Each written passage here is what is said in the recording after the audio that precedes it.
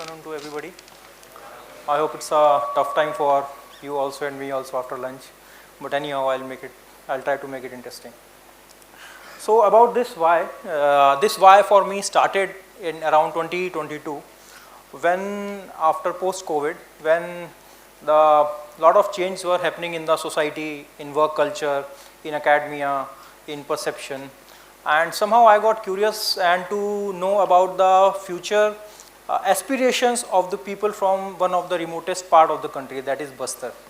So there I had gone with my team, with my student team, to explore that what the new young generation is thinking about taking COVID about, and what are their change, what is the change in their mindset. So there we had a conversation and we talked to them about their aspirations, their future, and most of the students, they were there, they talked about that they want to become teachers, they want to become doctors because of lots of COVID things were happening around. And we were surprised that because space tech has also some role in mitigating the risks of COVID when we talk about different technologies in the area of space health and predicting the epidemics, predicting the pandemics. But yeah, the intelligence was there, the kids were intelligent, but maybe the exposure was not there, enough exposure was not there.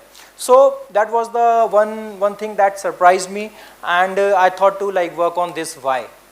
And then we came back, we have framed the problem framework, and we tried to understand how we can take all these most of the new emerging technologies, how we can take these emerging technologies to the kids out there in the remotest parts. So there is some strategy that we have figured out where it's mainly about the aspiration, and aspiration is about exposure and environment. Being a professor in mostly I like mathematics, so I'll be more comfortable with equations. So it's like aspiration into exposure into environment. So exposure is something which tells you what to do, and environment is which helps you to have trust on that particular ecosystem. So this is something that we try to figure out, and how to make kids there more aspirational and to think out of the box and to become creators and innovators, and maybe to create more value for their local societies. The second one was about the impact, which is about like technology, alignment and trust. So yeah, we have developed a lot of technology in COVID, but it was not reaching to the people in the villages, because for them life was very indifferent before COVID and after COVID. So the point was we tried to map their aspirations, their needs to the emerging technology that was happening in space tech.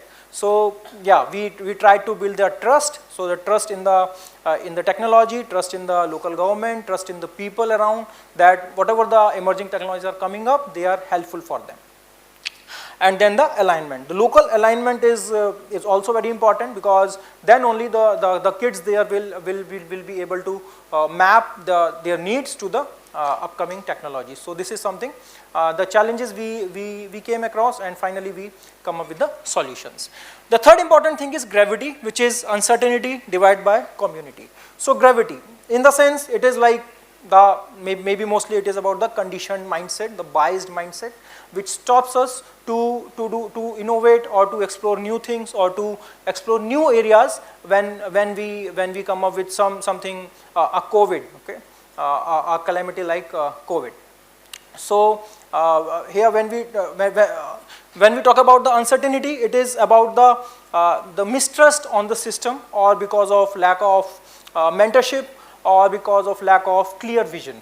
But as we grow the community around that, then more and more trust, the trust will come. The trust itself becomes more for the people in the community, and the mitigation of risks happens because of the division of the risk around the community people. So that is how we try to mitigate this problem of gravity. Then the direction, which is about community into consistency. So okay, we have identified the problem, we have given some solution, we have built the trust. Now we have to put in the right direction, and it should be the cumulative exponential direction with cumulative exponential growth, which should like exponentially help people over the time. So here we try to have some hackathons, we talk to some schools there, and we have developed the local labs in local schools with some NGOs, and those kind of direction we try to give to the local communities, mainly in the schools and the space tech enthusiasts. Then ecosystem growth, which is about talent, opportunity and networks. So talent is everywhere, opportunity is at different places. So network is something which helps us to integrate well between the talent and the opportunities. So that is also we try to cover in our task. Then regional transformation as like knowledge into identity. So knowledge is something which is important in the sense, if there is a lot of knowledge and there is no identity, local identity, then a lot of migration happens, and that is one case that I've seen mostly in Raipur and Chhattisgarh, as like, because people always try to prefer Bangalore, Delhi and all those kind of cities for working, and so that's why creating the identity is also important. Okay, so if some student is working in space tech, so they should have that identity that I am from Chhattisgarh who is working in space tech. So we tried our best to provide that kind of ecosystem to kids from schools. So finally, coming on to the theme of this talk, which is about distributed innovation, and like which is about local Y into the global tools. So yeah, local Y behaves as an anchor for the global tools. So when we have the global tools, when we implement the global tools and try to push them down to the communities, top-down approach, most of the times it doesn't work. What actually works is actually when we try to understand the needs of the people, and based on that that behaves as the anchor for the global tools. Then only there is a right sweet integration of the needs with the technologies like as space tech. And when we talk about space tech, most of the times it comes to our mind about rockets, about Mars and whatever things are happening on. But yeah, everybody is not going to Mars, everybody is not working to going on to Mars. Somehow space tech is also helping us for better agriculture, to understand the diseases progression in particular part of the remotest areas of the countries, and like their water quality, their air quality. So that kind of space tech we are talking about when it comes to the Indian needs as of now. So yeah, why should Chhattisgarh only consume space capability, and why not to build it? This is the problem that we are trying to solve, and which is anchored on the local need of the local need and the local the understanding, the basic understanding of space tech in the community people in the regions of Chhattisgarh. And this is what is our long-term ambition is, so that someday some student will come and they will say that I am a part of a space tech community in Chhattisgarh. And this is how this framework we have used to understand the friction at the individual level. So here we try to understand, first we have tried to understand the friction at the different level.